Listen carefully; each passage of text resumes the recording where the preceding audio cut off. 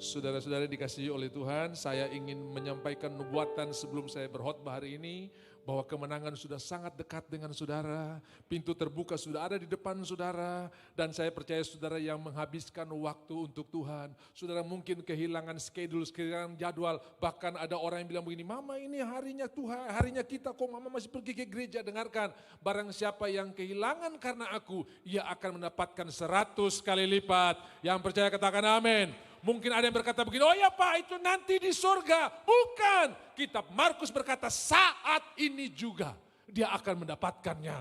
Saya berdoa saudara akan mendapatkan, menabur waktu menuai panjang umur, menabur kekuatan menuai kesehatan, menabur berkat menuai kelimpahan. Jangan sesat, apa yang saudara tabur itu pasti akan saudara tuai. Puji Tuhan, Tuhan ada di tengah-tengah kita, berkatnya luar biasa. Mari minta tolong flip chartnya dinaikkan lagi.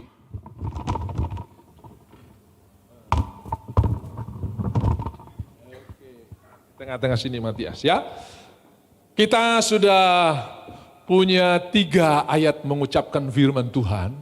Dan hari ini, minggu ini kita akan mengucapkan Roma pasal 8 ayat 37. Semua bilang Roma 8 ayat 37. Ya, tetapi dalam semuanya itu, persoalan saudara, masalah saudara, apa saja masuk di dalam semuanya itu, kita lebih daripada orang-orang yang menang oleh Dia. Oleh doa puasamu bukan, saya tidak menentang doa puasa, silakan saya juga berdoa puasa. Oleh kesalehanmu bukan, tapi oleh Dia yang telah mengasihi kita. Makanya ada perjamuan hari ini, kita ingat Tuhan mengasihi kita sampai nyawanya diberikan bagi kita, masakan Dia tidak berikan semua keperluan dan kebutuhan kita. Ya, saudara-saudara, ini ayat ucapan firman Tuhan kita di minggu ini. Ucapkan sama-sama 1, 2, 3. Tetapi dalam semuanya itu kita lebih daripada orang-orang yang menang oleh Dia yang telah mengasihi kita. Ucapkan ya, mungkin belum bisa hafal, ucapkan saja. Kalau bila perlu nyanyi, lagunya gampang sekali saudara hafal. Dan mari, saudara sudah punya 4 ayat hafalan. Yang paling pertama Roma 8 ayat 28. Kita tahu sekarang bahwa Allah turut bekerja dalam segala sesuatu untuk mendatangkan kebaikan bagi mereka yang mengasihi Dia, yaitu bagi mereka yang terpanggil sesuai dengan rencana Allah. Coba jangan ditayangkan, saudara hafal sama-sama 1, 2, 3. Kita tahu sekarang bahwa gak apa-apa saudara ya. Yang penting saudara tahu sekarang bukan besok, tapi sekarang saudara ya. Mau 1 kalimat, mau 3 kata, tetap ada kuasa saudara ya.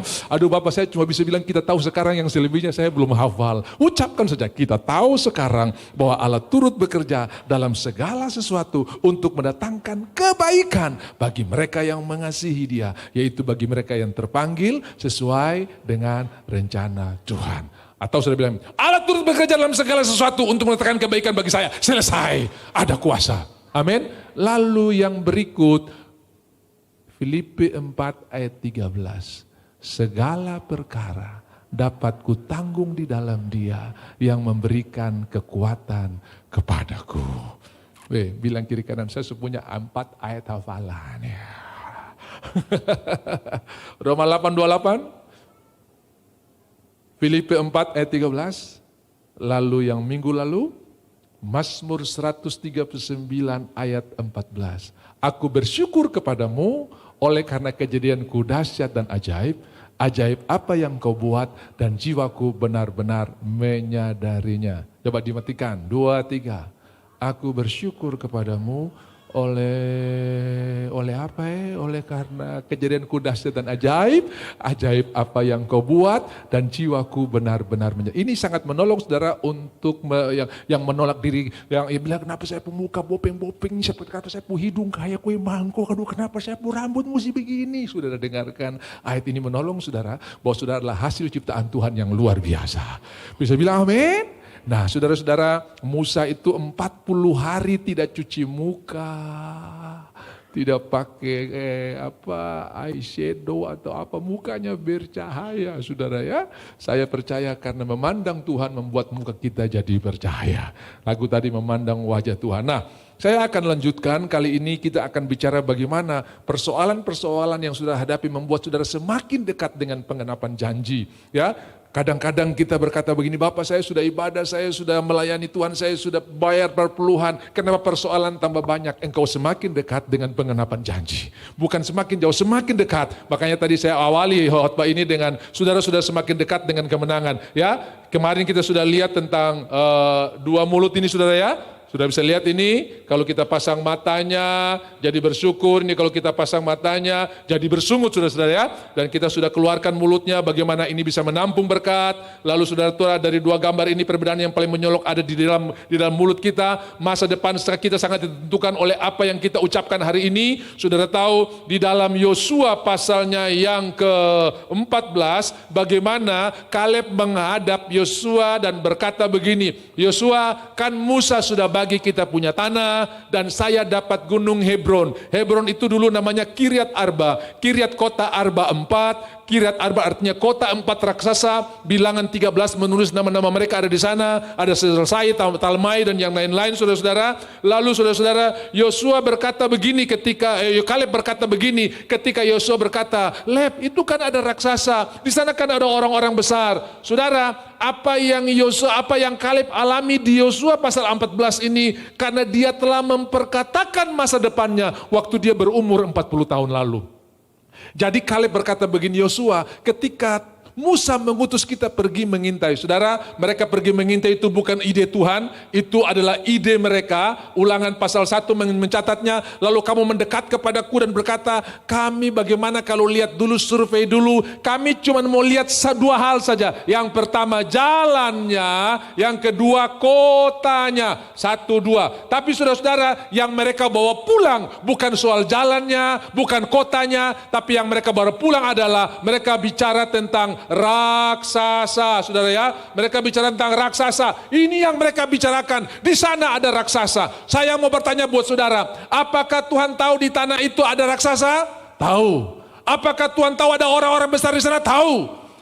Lalu kenapa Tuhan tidak bilang sama Musa, Musa, tanah yang akan kau masuki itu siap-siap, raksasanya hebat-hebat. Jadi tolong kasih pasukan yang besar-besar di depan, yang bisa pegang tombak panjang, tolong taruh di depan, karena engkau akan menghadapi raksasa di sana. Sedikit pun Tuhan tidak pernah bicarakan bahwa di tanah itu ada raksasa. Artinya bagi Tuhan ini bukan masalah. Jangan pernah mempersalahkan atau mempermasalahkan apa yang bagi Tuhan tidak masalah. Kadang-kadang kita permasalahkan apa yang bukan masalah bagi Tuhan. Stop bicara tentang raksasa, stop bicara tentang penyakit, karena penyakit bukan masalah bagi Tuhan. Stop bicara tentang aduh bagaimana saya ini susah terus. Stop bicara tentang kemiskinan saudara, bicaralah tentang kelimpahan, karena Tuhan tidak ada masalah dengan saudara punya situasi sekarang, dan itu tidak dibicarakan. Berhenti berbicara apa yang tidak Tuhan bicarakan. Orang Israel datang bawa laporan yang Tuhan tidak bicarakan. Mereka bicarakan, wah kami menghadapi raksasa, orang di sana besar-besar. Hanya 2 saja yang memperkatakan masa depan. Salah satunya Kaleb. Kami akan masuk negeri itu. Tidak, mereka raksasa. Kita akan masuk karena bersama dengan Tuhan kita akan masuk negeri itu. Sudah tahu? Umur 40 dia mengucapkan janji itu. Bilangan pasal 13. Ya. Umur 85 janjinya digenapi. Dia mendapatkan kemenangan. Kongres Israel itu lahir di Swiss tahun 1897. Dan sejak kongres ini dibentuk, bahasa mereka cuma satu. Tahun depan di Israel. Belum terjadi. Tahun depan di Israel, 1998, 1999 diucapkan, ya tahun 1900, tahun 1910, tahun 1920, tahun 1930, tahun 1940, sudah berapa kali saudara ya, mereka sudah mengucapkannya sampai tahun 1948 pada bulan Mei, apa yang mereka ucapkan, tahun depan di Israel terjadi. Mereka merdeka pada bulan Mei di tahun 1948. 51 tahun kemudian terjadi apa yang mereka ucapkan. Saudara, kadang begitu kita ucapkan keadaan jadi lebih buruk. Jangan mundur karena itu semakin dekat dengan penggenapan janji. Kadang begitu kita percaya, yes aku percaya. Begitu amin yang saudara hadapi di luar yang saudara pikirkan.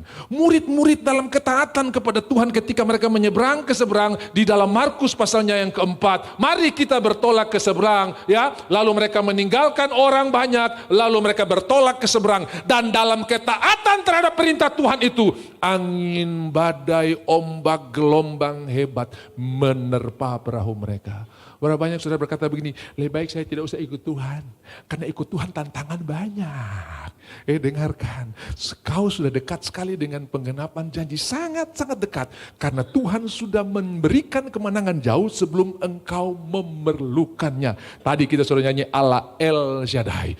Jadi mari, mulai hari ini perkatakan. Saya sudah khotbah minggu lalu bagaimana orang tua daripada Thomas Alva Edison memperkatakan masa depannya. Anakku luar biasa, pintar sekali, sampai guru mengalah untuk mengajar. Dan saudara tahu dia bukan cuma punya satu hak paten yaitu lampu pijar. Dia punya ribuan hak paten. Dan waktu dia menyimpan rumah di mana mamanya tinggal ketika mamanya sudah almarhum. Dia menemukan surat yang dikirim ke mamanya lewat tangannya dia sendiri. Lalu ketika dia membacanya dia berlutut dan berkata, Tuhan terima kasih ada orang tua yang memperkatakan tentang masa depanku. Dan itu terjadi dalam hidup saya. Bapak Ibu yang dikasihi oleh Tuhan. Ucapanmu hari ini menentukan kemenangan yang engkau akan terima besok. Haleluya. 40 waktu umur 40. Kaleb mengucapkan, tidak, kita pasti akan masuk. Yosua pasalnya yang ke-14, apa yang diucapkan terjadi. Ketika kongres dibentuk saudara, mereka mengucapkan tahun depan di Israel. Tahun 48, apa yang mereka ucapkan terjadi. Lalu pada tahun 97, itu ulang tahun yang ke-100 dari kongres mereka. George Soros adalah ketua panitianya. Mereka bikin perayaan besar sekali. Semua mata uang US dollar di pasar Asia diborong. Lalu terjadilah krisis pada waktu itu. Dan berlanjut sampai tahun 98. Di mana dolar Amerika bernilai sampai 20.000 di Indonesia. Kenapa? Karena terhadap barang harga naik. Ya, supply and demand ya. Hukum ekonomi, kalau barang banyak harga turun, barang kosong, jadi seluruh pasar Asia sampai di Hong Kong diboronglah untuk mensukseskan mereka punya kongres saudara ya, dan itu membuat krisis yang luar biasa. Tapi saya percaya orang-orang yang memperkatakan janji Tuhan, krisis sampai orang makan anak, tidak. Besok kita akan lihat harga beras yang terbaik akan terjadi. Seperti apa yang kuutakan hari ini. Benar-benar terjadi. Ketika perempuan yang anaknya sudah mati di pangkuannya dia pergi ketemu Elisa. Dan Elisa berkata begini, bagaimana keadaanmu? Keadaanku baik. Dan sudah tahu apa yang terjadi. Anaknya yang sudah mati itu dibangkitkan kembali. Karena mamanya memperkatakan masa depannya. Berhenti memperkatakan apa yang saudara lihat. Mulailah perkatakan apa yang saudara percayai. Karena hasil diagnosa dokter itu disebut fakta. Semua bilang fakta. Kamu terkena GERD ini. Asam lambungmu tinggi. Itu fakta. Tetapi saudara, apa yang saudara percayai Yesaya pasal 53 oleh bilur-bilur Yesus, engkau sudah disembuhkan. Itu kebenaran. Fakta sementara, kebenaran langit dan bumi akan lenyap. Kebenaran tinggal kekal selama-lamanya. Bisa bilang amin? Jadi jangan hidup karena fakta, kami berjalan bukan karena melihat fakta. Tapi karena percaya kebenaran. Karena yang kelihatan fakta sementara, yang tidak kelihatan kebenaran kekal sampai selama-lamanya. Jangan tanggung, jangan gantungkan harapan saudara di perusahaan di mana saudara bekerja. Jangan jadikan resource instansi di mana saudara bekerja. Jadikan Tuhan sebagai resource. Kolose pasal 3 ayat 23 saudara ya. Kerjakanlah segala sesuatu seperti kepada Tuhan. Jadi kalau saudara ada di kantor A, kerjakanlah untuk Tuhan di kantor A itu. Saudara di perusahaan B, kerjakanlah untuk Tuhan. Maka Tuhan akan membalas semuanya. Kalau saudara bekerja untuk Tuhan, perusahaan bisa tahan saudara punya hak. Tapi Tuhan akan berikan berlipat kali ganda. Tapi kalau saudara bekerja untuk perusahaan, pokoknya saya punya mati hidup ditentukan oleh perusahaan ini. Kalau dokter bayar saya pun intensif, habis saya saudara. Saudara akan game over dan saudara akan stres kalau perusahaan itu mengalami kolaps. Tapi saudara tidak akan stres walaupun perusahaan kolaps. Karena kerjaan surga tidak pernah kolaps. Karena saudara bekerja untuk Tuhan. Haleluya. Nah, nanti saudara pulang baca ayat-ayat ini. Lalu mari kita akan lihat sedikit saudara ya. Puji Tuhan. Kita sudah belajar kemarin. Ini saya ambil mulut yang bersyukur nih saudara, betul ya? Bersyukur nih ya? Bersyukur. Nah, saudara lihat, ketika saudara bersyukur, dari mana saudara memulai, endingnya tetap di atas. Mau mulai dari sini, ada waktu turun, tetap endingnya di sini. Kamu bukan turun tapi naik. Kamu bukan ekor tapi kepala. Ya saudara-saudara dikasihi oleh Tuhan, dimanapun saudara start, mungkin aduh Pak, saya waktu percaya Tuhan, kehidupan saya baik sekali, luar biasa. Saudara masih ingat Yusuf? Dia ada di sini di awal pelayanannya. Dia memakai jubah yang bagus dan abang-abangnya jadi pelayan buat Yusuf. Karena ayahnya mengasihi Yusuf lebih daripada saudara-saudara yang lain. Ruben, tolong ambil roti bakar dulu. Bapak dan Yusuf mau makan. Dia ada di sini saudara ya. Dia pakai jubah yang indah. Lalu satu waktu dia mimpi. Oh, mimpinya itu intinya semua akan sujud menyembah Yusuf. Yusuf akan jadi kepala dan orang-orang di sekeliling dia, abang-abangnya, bahkan orang tuanya bertanya, apakah mungkin saya sebagai orang tua akan sujud menyembah kepada sebuah anak ini? Nah saudara-saudara, lalu kakak-kakaknya bukan tanda tanya, tapi mereka bikin niat untuk menghabisi Yusuf. Ketika engkau melayani Tuhan dan ketika engkau mengambil kebenaran sebagai ya dan amin dalam hidupmu, musuh berusaha untuk menghancurkan engkau. Tapi tidak akan hancur sampai janji Tuhan digenapi. Saudara, berapa waktu yang lalu ada jemaat yang telepon, Pak, saya punya anak kesayangan nih main di sekolah jatuh tangan patah Pak. Ini pasti ada apa? Tidak. Anakmu itu ada rencana Tuhan yang luar biasa. Dan anakmu itu diperhitungkan. Jadi nilai kemuliaan yang akan diterima kelak nanti tidak sebanding dengan persoalan yang dia hadapi. Ucapkan tentang masa depannya. Saudara, saya ini banyak sekali kecelakaan.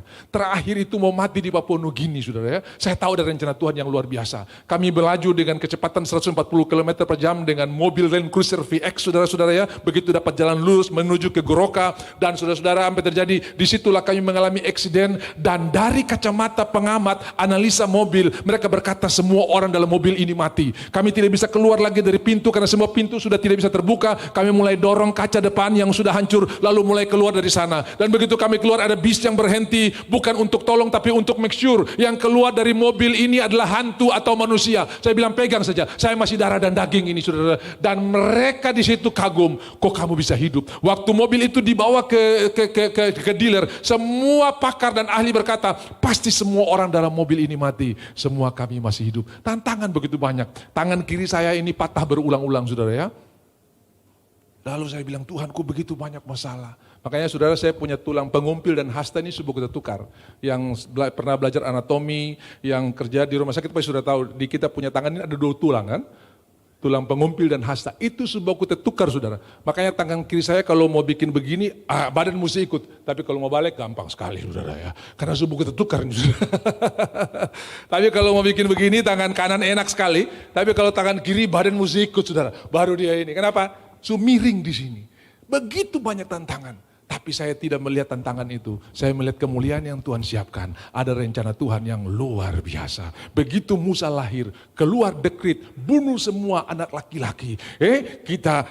Firaun bilang bahaya nih. Mereka tambah hari tambah banyak. Sudah baca Keluaran pasal 1, pasal 2. Firaun langsung bilang bingung. Ini kalau terjadi people power, kita habis sudah ini. Dong banyak sekali. Jadi ambil solusi gimana? Rapatlah menteri-menteri koordinator di bidang kesehatan. Kepala puskesmas, kepala rumah sakit, menteri koordinator kesehatan. Lalu Firaun bilang kasih pengumuman, kalau di kalangan orang Israel yang lahir perempuan biarkan hidup, laki-laki dilempar di sungai Nil. Hari itu kuda Nil kenyang semua, karena mereka makan bayi-bayi yang lagi empuk-empuk saudara, dilempar. Kenapa laki-laki yang dibuang? Karena benih ada di laki-laki, bukan di perempuan. Itu sebabnya ketika nubuatan pertama terjadi di Taman Eden, benih daripada perempuan ini akan menginjak kepalamu. Itu bicara tentang kelahiran Yesus tanpa campur tangan laki-laki. Kenapa perempuan tidak punya benih? Yang punya benih laki-laki. Yusuf ada di sini enak sekali, semua dilayani, jubahnya indah. Lalu satu ketika dia disuruh membawa makanan buat kakak-kakaknya. Cup, kamu pergi. Dan saya bisa bilang ini level pertama dia turun. Karena sampai di sini dia sudah berbuat baik buat abang-abangnya. Mereka menanggapinya dengan keliru. Berapa banyak saudara yang punya niat bagus disalah tanggapi oleh orang lain. Saudara semakin dekat dengan pengenapan janji. Amin.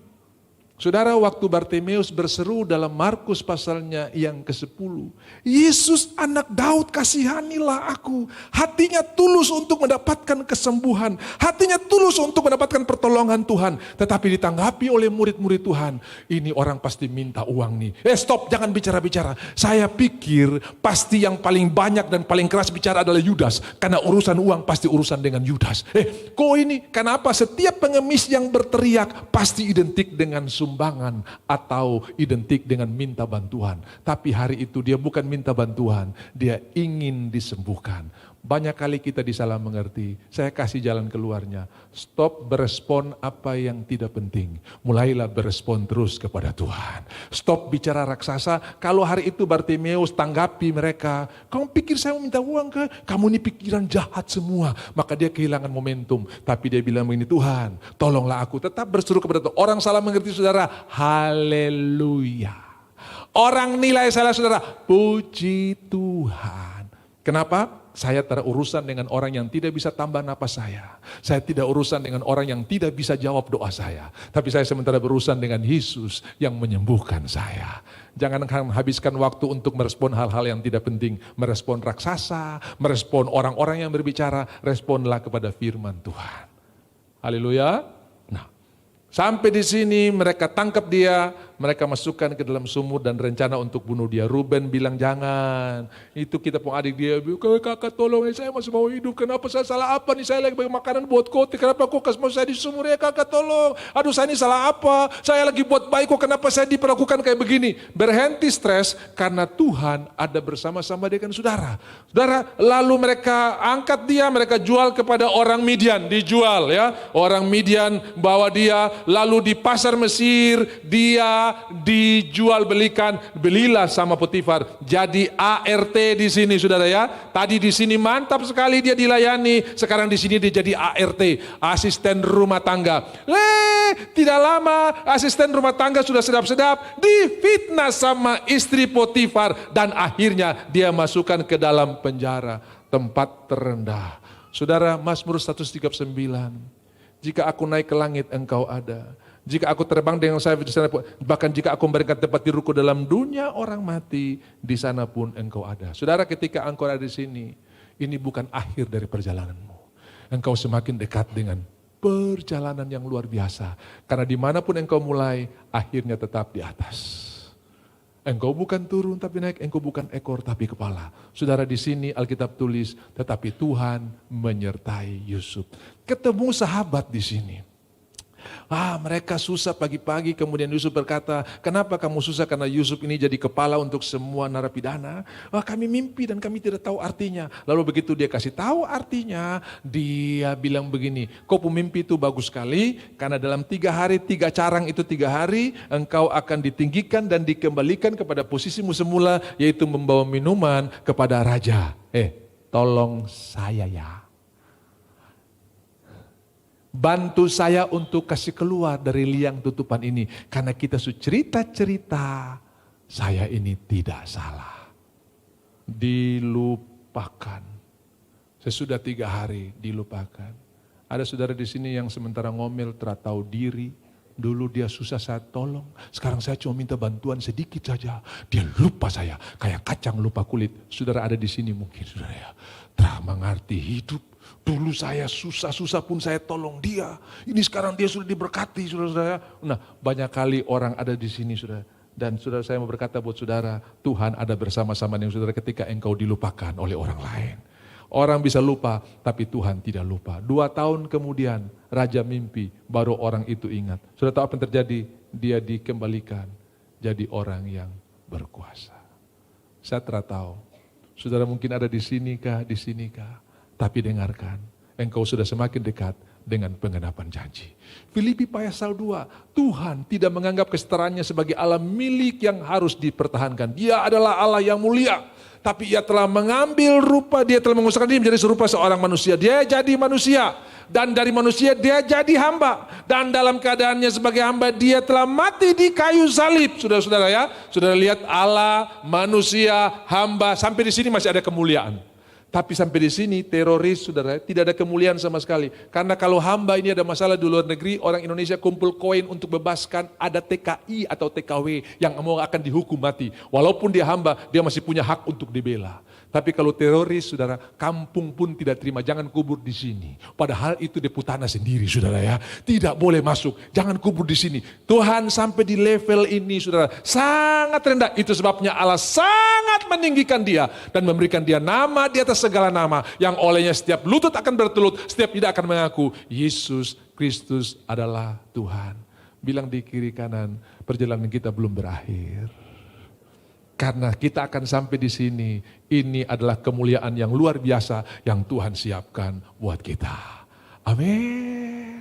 Bukan saudara yang punya urusan, Tuhan yang punya urusan. Lalu mari kita lihat bagaimana supaya kita bisa mengalami berkat-berkat yang luar biasa. Kita akan pergi ke Yehezkel pasalnya yang ke-47 ya. Saudara-saudara, Yehezkel pasal 47 kita akan belajar bersama-sama. Aku dibawa Tuhan, lalu aku melihat ada bait suci yang menghadap ke timur. Kemudian ia membawa aku kembali ke pintu bait suci dan sungguh ada air yang keluar dari bawah ambang bait suci ya. Jadi ini ada bait suci, menghadapnya ke timur, ada air yang mengalir dari bait suci ini. Oke? Ini bait suci, menghadapnya ke timur, ada air yang mengalir. Saya mau bertanya buat saudara-saudara, tolong jawab saya. Kalau saudara menghadap ke timur atau menghadap ke matahari, di mana matahari menyinari saudara, wajah saudara ada di timur melihat matahari, saya tanya, bayang saudara ada di mana? Di belakang. Kalau saudara membelakangi matahari, bayang saudara di mana? Di depan saudara. Orang yang memandang Tuhan tidak akan bicara pergumulan, tidak akan bicara masalah. Bapak di rumah ini setan banyak sekali. Tidak bicara, dia akan bicara Tuhan lebih besar daripada setan. Saya percaya saudara akan mengusir setan, bilang kiri kanan, kau akan mengusir setan. Tapi kenyataannya setan yang usir kau. Papa rumah ini tidak enak kayaknya, ini banyak penghuni, tolong pindah saja. Itu setan yang usir kau saudara ya. Jadi kau lihat di iklan-iklan di Jakarta, rumah hantu jual murah, beli undang pendeta Nobel kita urapi, setannya pergi, kau dapat rumah bagus murah lagi saudara ya. Karena rumah hantu di sana murah-murah saudara, betul tidak? Rumah ini Pak ada penghuninya. Lalu saudara bilang begini, dengar sapu penghuni dan ajudan lebih banyak daripada yang kau bilang ada gangguan itu. Kenapa? Sepertiga diseret oleh ekor naga, saya masih punya 2/3. Satu serang, ada 2 yang kawal saya. Siapa mau lawan saya? Amin. Dan malaikat-malaikat itu adalah ajudannya kita. Semua bilang, saya punya ajudan. Kau tidak pernah bayar depo gaji, kau tidak pernah beli dia seragam, kau tidak pernah kasih kacang hijau dengan susu buat dia, kau tinggal terima jatah saja. Dia bekerja untuk saudara. Makanya saudara-saudara kalau coba ya toh. Ini lagu ini diambil dari kitab Wahyu. Ya, diambil kitab Wahyu. Ya. You are worthy of it all. Yang tahu sama-sama nyanyi. Oh, you are worthy of it all. For from you are all things. For from you are all things. And to you are all things. You deserve the glory. Itu malaikat bisa nyanyi ya. Karena di awal bilang all the saints and angel. Itu malaikat. Segala kemuliaan. Lalu aku mendengar nyanyian di sorga. Engkau layak menerima pujian. Dan malaikat bisa nyanyi. Tapi begitu kita mulai nyanyi. Tetap di C. Coba C. Begitu saudara nyanyi begini. Darahmu Yesus sucikan. Malaikat terbisa nyanyi. Karena mereka tidak pernah ditebus dengan darah Yesus.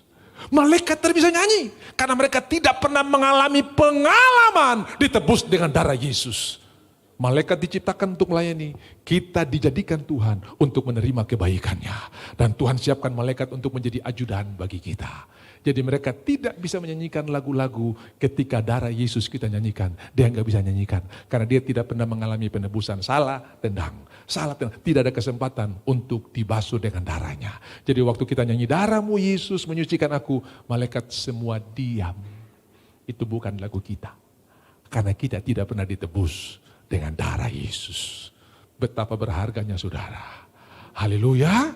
Jadi malaikat-malaikat itu akan menjaga, mengawali, membimbing kita, menuntun kita, memberikan proteksi kepada kita. Malaikat-malaikatnya akan diperintahkannya kepadamu untuk menjaga engkau di segala jalanmu, sehingga kakimu tidak terantuk kepada batu. Maksudnya begini, semua iblis bisa pasang jerat di dalam, di depan saudara, saudara tidak bisa melihat apa yang terjadi, tapi Tuhan akan perintahkan malaikat. Jadi kalau ada batu, saudara akan diangkat oleh malaikat, bisa lewat, dan saudara bisa bilang, kok bisa ya, saya bisa lewat ini. Sama seperti kami mengalami kecelakaan. Kok bisa ya? Saudara-saudara, ibu yang duduk di depan di sebelah driver itu dia bersaksi, Pak Pendeta, waktu kami terbalik-balik dengan mobil tadi, saya ada seperti memegang satu handle di mobil ini, dan sampai hari ini bahkan pihak Toyota tidak bisa menjelaskan itu handle apa, karena di sebelah kanan dari kursi penumpang itu tidak ada handle yang bisa dipegang. Tapi Tuhan memerintahkan malaikat untuk menjaga engkau. Tidak ada satu rambut yang jatuh, semua kami 6 orang selamat. Semua karena Tuhan mengirim pertolongan, saudara ya.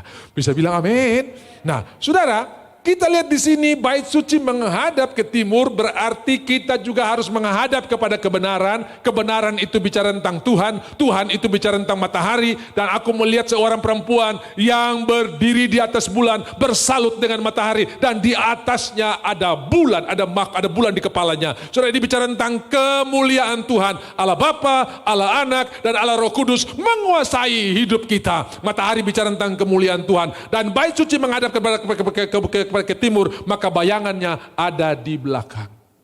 Kita tidak bicara kegelapan, kita bicara terang yang luar biasa. Makin hari tinggi, matahari makin tinggi, bayangan makin pendek, sampai rembang tengah hari. Jalan orang benar seperti terang mulia, ya, sampai rembang tengah hari tidak lagi ada bayang, yang ada di kiri kanan kemuliaan Tuhan dinyatakan. Haleluya, ada air yang keluar. Saya berdoa hari-hari ini yang keluar dari mulut saudara adalah firman Tuhan. Seperti dari mulut Kaleb keluar janji Tuhan, firman Tuhan, kita akan masuk, dan itu digenapi ketika di umur 85. Demikian juga ketika air keluar dari mulut saudara, yang ada adalah kemenangan. Saudara, makin sering saudara hambur benih tomat, makin besar kemungkinan untuk tomat yang bertumbuh. Benar enggak? Ada di sini, Pak, saya kemarin hambur tomat yang bertumbuh cabai, Pak. Tidak ada, saudara ya, tidak ada. Makin sering saudara hambur berkat Tuhan, firman Tuhan, yang tumbuh pasti kemenangan, kesembuhan, sukacita, damai sejahtera. Amin. Berhenti bicara stadium 4 yang kau punya. Saya sudah bersaksi buat saudara, seorang ibu di Singapura divonis pagi hari ketika dia datang ke dokter yang khusus menangani karena dia rasa ada benjolan di payudaranya. Dokter bilang, wah kamu kena breast cancer. Dan kita harus mamogram untuk menentukan ganas atau tidak, stadium berapa. Sore hari ya datang. Saudara-saudara, begitu dia pulang, dia bawa hasil diagnosa itu, dia bukan bermaksud kurang ajar, tapi dia tulis di catatan dokter itu, hasil diagnosa itu kena breast cancer, terus dia tulis itu, apakah Kristus punya breast cancer? Dia tidak bermaksud kurang ajar, tapi dia sementara mengimani 1 Yohanes 4 ayat 17. Sebagaimana Kristus, demikian kita juga di muka bumi ini. Sebagaimana Kristus penuh kemuliaan, demikian juga kita penuh kemuliaan. Sebagaimana Kristus penuh dengan kesehatan, kita juga penuh dengan kesehatan. Saudara-saudara, apakah Kristus punya breast cancer? Lalu dia mulai memandang Tuhan, dia bukan melihat, 3 bulan lagi saya sudah di peti mati ini. Aduh, saya umur memang pendek sekali. Tidak. Tapi dia mulai percaya, Tuhan, aku percaya engkau sudah menyelesaikannya bagiku. Sore hari ketemu dokter. Lama sekali dokter periksa. Dan dia penuh dengan ketenangan. Sampai akhirnya dokter keluar, dokter bilang begini, sorry ya, kami tidak tahu, saya tidak tahu apakah kamu sudah mengalami mujizat atau komputer saya rusak. Tapi saya sudah cari dengan teliti berulang-ulang. Kamu sudah tidak punya breast cancer lagi. Sebagaimana Kristus, demikianlah engkau. Yang kita ucapkan, yang kita tabur akan tumbuh sebagai berkat. Saudara, ucapan janji Tuhan akan tumbuh. Yang percaya katakan amin. Nah, mari kita lihat Yehezkiel pasal 47 ini. Ada air yang keluar dari bait suci. Lalu Tuhan menyuruh Tuhan memerintahkan Yehezkiel untuk menyusuri air itu, dihitung 1000 hasta pertama, 1000 hasta kedua, 1000 hasta pertama, kedua, ketiga, dan keempat. Ya, 1000 hasta pertama airnya sampai di pergelangan kaki. Lalu diiringnya aku keluar melalui pintu gerbang utara, dan dibawanya aku berkeliling dari luar menuju pintu gerbang luar yang menghadap ke timur. Sungguh air itu membual dari sebelah selatan. Jadi diputar dari utara, air dari selatan menghadap menuju ke timur. Lalu ayatnya yang ketiga, sedang orang itu pergi ke arah timur dan memegang tali pengukur di tangannya. Bicara tentang kebenaran, jangan ukur masalah saudara dengan kekuatan, dengan ilmu, dengan pendapat saudara. Ukurlah dengan firman Tuhan. Haleluya. Ya, 1000 hasta, dan ia menyuruh aku masuk ke dalam air itu, maka dalamnya sampai pergelangan kaki. Kemudian ia menyuruh aku berjalan 1000 hasta lagi dan suruh masuk. Sekarang air itu sudah sampai di lutut. Kemudian ia menyuruh aku melangkah lagi pada 1000 hasta yang ketiga. Sekarang air itu sudah sampai di pinggang. Lalu pada 1000 hasta yang keempat, air itu sudah menjadi sungai. Maksudnya apa? Kakinya sudah tidak bisa injak di dasar. Nah, saya tanya, di sini pergelangan kaki ya kira-kira mungkin berapa? 10-15 cm lah, ya toh? Di sini di lutut ya mungkin setengah meter lah. Di sini di pinggang saudara ya mungkin 1 meter 10 atau meter 2. Tapi yang di sini sudah tidak bisa diukur lagi karena kakinya sudah tidak bisa injak dasar. Oke, saudara perhatikan baik-baik. Kalau air makin dalam, yang berubah atau yang membuat yang terjadi kemeringan itu permukaan air atau dasar daripada sungai. Kalau saudara pergi berenang di Besji atau di Hamadi, begitu makin hari makin dalam, apakah karena airnya mendaki begini? Ataukah karena tanah atau dasarnya yang menurun ke bawah? Ya. Jadi permukaannya tetap sama. Yang membuat makin tinggi itu apanya? Dasarnya. Makin hari makin turun, makin hari makin turun. Jadi bukan airnya, bukan kebenarannya yang berubah. Kitanya yang makin hari makin hari. Biarlah ia yang bertambah-tambah, aku yang makin berkurang-kurang. Aku berkurang-kurang sampai kemuliaan Tuhan dinyatakan. Jadi yang berubah itu tanahnya atau dasarnya, bukan airnya. Pernah lihat di sini ada air miring begini? Tidak ada. Itu orang di gunung saja, ya. Ada orang di gunung punya sanjak. Saya mau bawa sanjak. Air mengalir ke gunung. Dia bilang, kok jangan bicara sembarang. Tidak ada air mengalir ke gunung. Air dari gunung itu mengalir ke bawah. Sabar dulu. Yang lihat. Oh, kalau dia yang lihat, siapa mau lawan, saudara ya? Kalau dia lihat. Bunga tumbuh di batu. Kok jangan bicara sembarang. Bunga itu di tanah. Sabar dulu. Yang tanam. Oh saudara, kalau dia yang tanam, siapa? Saudara-saudara, tidak pernah kita lihat ada air naik ke atas. Air itu selalu turun dari atas ke bawah. Dan saudara lihat, dari 4 ukuran ini, di sini pergelangan kaki, di sini lutut, di sini pinggang, di sini sudah menjadi sungai. Yang berubah adalah dasarnya, bukan di atasnya. Kebenaran itu kekal, tidak berubah. Dulu, sekarang, sampai selama-lamanya. Cara memandang saudara yang perlu dirubah. Dulu masih banyak lihat diri, di sini masih 75% kopu diri lah, ya toh, karena masih ada 75 di luar. Yang di sini ya masih 50% lah ya. Yang di sini masih 25% lah. Tapi yang di sini 100% kosu tidak ada. Kenapa? Kemanapun sungai itu mengalir, aku ikut mengalir. Jadwal saudara berubah, di sini jadwalnya Tuhan. Agenda saudara bukan agenda saudara lagi, tapi agenda Tuhan. Karena sungai itu yang membawa saudara, kemanapun sungai itu mengalir, yang pertama di sana ada kehidupan. Semua bilang hidup. Perusahaan yang mati kok kerja di sana hidup kembali. Amin. Kalau ini pasti saudara amin kencang. Tagihan yang mati hidup lagi saudara. Loh gak mau amin saudara. Kemana sungai itu mengalir ada kehidupan. Saya percaya kantor yang mandek, instansi yang tidak lagi ada kehidupan, ketika saudara masuk di sana ada kehidupan. Berapa banyak saudara yang mengalami ini. Begitu saudara masuk di restoran sepi. Tapi begitu saudara duduk, malah saudara jadi ngomel, saya lagi pilih ini sepi supaya saya tidak terganggu. Ini orang jadi banyak sekali. Karena kemana engkau mengalir, di sana ada kehidupan. Iya Pak, saya baru alami ini, saya pilih sunyi nih, makan sini enak. Begitu saya duduk, orang serbu. Karena engkau membawa kehidupan. Ya, harusnya orang seperti begini mesti didiskon sama kasir saudara ya. Ini gara-gara saya masuk ini ya. Kalau ada kasir yang dengar ini, bisa dilakukan lah saudara ya. Dan ada ikan-ikan yang besar. Tuhan tidak siapkan berkat kecil, tapi berkat yang besar. Sudah tahu, kalau di sini ini, itu ikan-ikan kecil, teri-teri. Tapi yang di sini, goropa, kakap. Betul tidak? Makin dalam, dong bilang ini ikan laut dalam. Dan saudara, saya punya kampung itu di pinggir laut. Mereka pernah buat penelitian. Ibu-ibu hamil yang makan ikan permukaan dengan yang makan ikan dasar, itu yang makan ikan dasar anaknya lebih kuat, lebih imunnya lebih bagus. Kenapa? Karena beberapa puluh tahun yang lalu, salah satu bintang ikan terkenal yang namanya Chris Biantoro, itu dia pernah bilang begini, jangan sedih, rahasia kecantikanmu ada di dasar laut, saudara ya. Rupanya saudara, dia makan lumut-lumut, rumput-rumput laut itu ternyata salah satu rahasia kenapa orang Jepang sehat, karena banyak makan rumput laut, saudara ya, yang di dasar itu. Nah, saudara-saudara, ikan-ikan itu tulangnya, saya kalau kawalinya, tampias depo tulang-tulang. Tampias saya gigit sekali yang tulang-tulang. Tapi kalau saya bicara kakap, saya pu gigi yang tampias, saudara ya. Diputulan kira saja ini. Kalau masih cakalang, ikan-ikan permukaan itu saya masih bisa. Tapi kalau saya bicara goropa, saudara, astaga, saudara.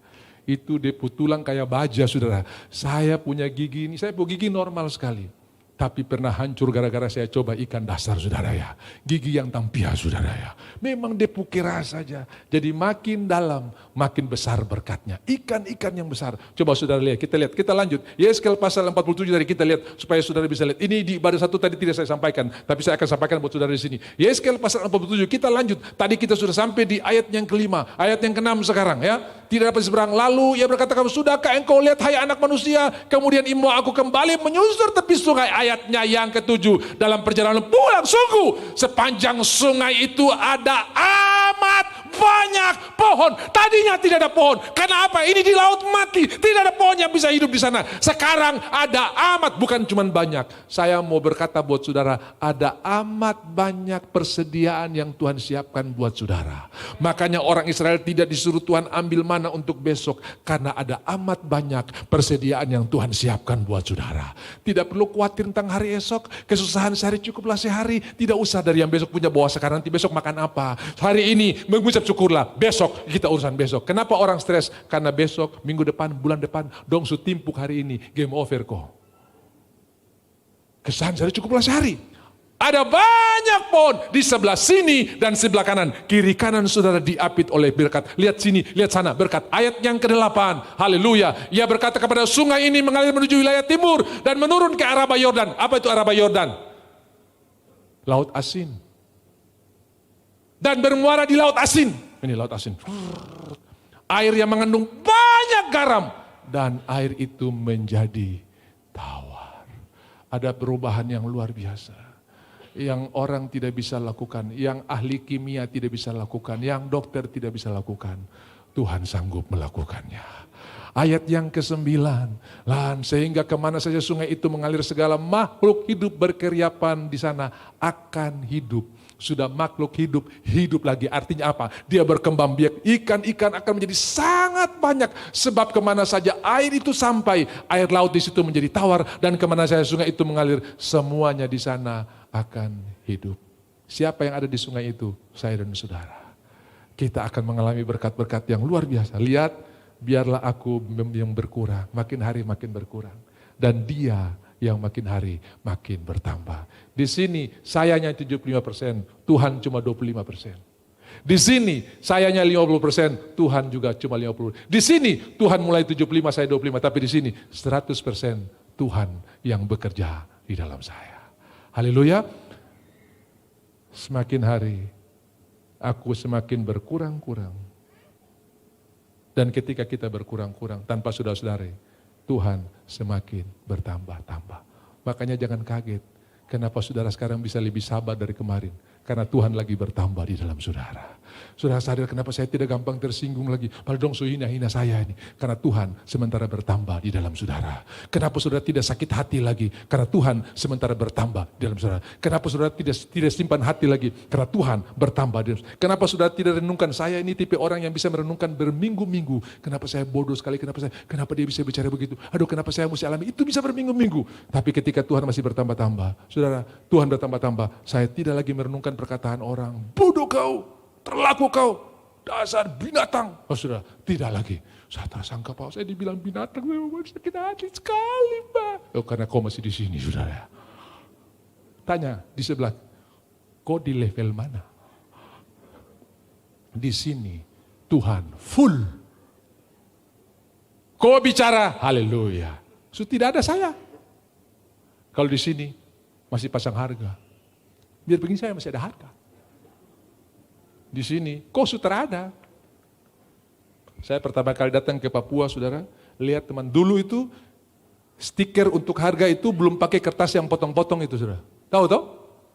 Jadi cuma pakai stiker biasa, jadi barang harga 150, dong bisa kuliti, baru dong tempel dengan barang harga 75, saudara. Kasir kan terhafal, dulu belum ada begitu keluar dia punya jenis barang. Kalau dulu kan tidak begitu-begitu, cuma lihat harga, kalkulator gitu kan. Nah saya masih dapat dulu itu, saudara. Jadi orang masuk ke supermarket itu lama, bukan karena cari barang, sibuk tukar label, saudara ya. Tukar label, makanya terus timbul yang gunting-gunting, jadi kalau robek, putus. Tahu kan? Yang sudah digunting-gunting, jadi kalau itu kok bisa robek, kalau robek pasti dia akan terlepas, tidak mungkin utuh. Nah, zaman dulu tuh masih utuh, saudara. Sibuk robek ini. Saudara-saudara, kadang-kadang Tuhan sudah tempel kita harga Kristus. Kita robek, kita pasang harga saya. Saudara ini jauh lebih.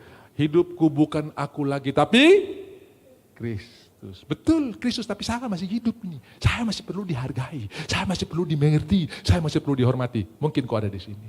Tapi kalau kau di sini, dihormati, dihargai, tidak lagi pengaruh. Segala hormat, kemuliaan, dan kuasa hanya bagi Tuhan.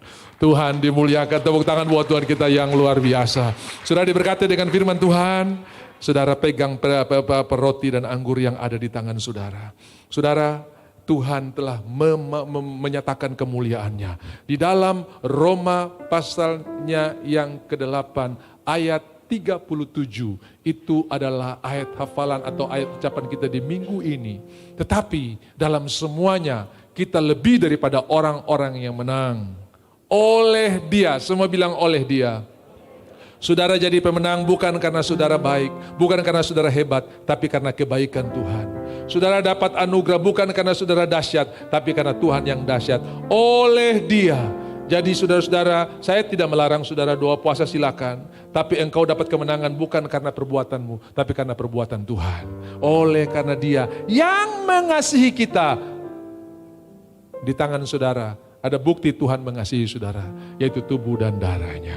Mari kita lihat 1 Korintus pasalnya yang ke-11, ayatnya yang ke-23 mulai. Ya, 1 Korintus 11 ayat 23. Tetapi apa yang kuteruskan kepadamu telah aku terima dari Tuhan. Yaitu Tuhan Yesus pada malam waktu ia diserahkan mengambil roti. Ia mengucap syukur dan memecah-mecahkannya. Saudara tahu, Tuhan pernah ada di level yang paling rendah. Disalibkan. Dia di sini disalibkan, lalu ada di level yang paling rendah, di mana ia berteriak, Eli, Eli, lama sabaktani. Allahku, Allahku, mengapa engkau meninggalkan aku?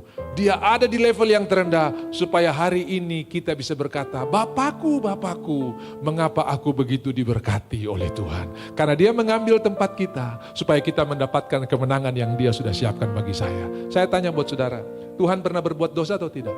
Tidak pernah. Bahkan penelitian di abad 20, plasenta yang mengalir ke bayi tidak membawa darah ibu. Hanya memberikan nutrisi, oksigen, dan sampah yang akan kembali. Tidak memberikan, darah dari ibu tidak akan masuk. Kalau sampai darah masuk, berarti Yesus ada darah Maria yang ada di dalam dosa juga. Tapi darah yang mengalir adalah darah yang murni. Itu sebabnya hari ini kita bisa terima kemenangan yang luar biasa. Dia mengasihi kita. Darahnya telah dicurahkan untuk kita semua. Ya, ayat 23, setelah aku terima daripada Tuhan. Jadi hari ini saudara-saudara berhenti mempersalahkan diri. Aduh, kenapa aku bodoh, kenapa tidak? Hari ini Tuhan sudah memberikan engkau kemenangan. Aku diberkati, aku dikasihi oleh Tuhan. Mari kita bangkit berdiri, pegang roti di tangan kita. Tuhan.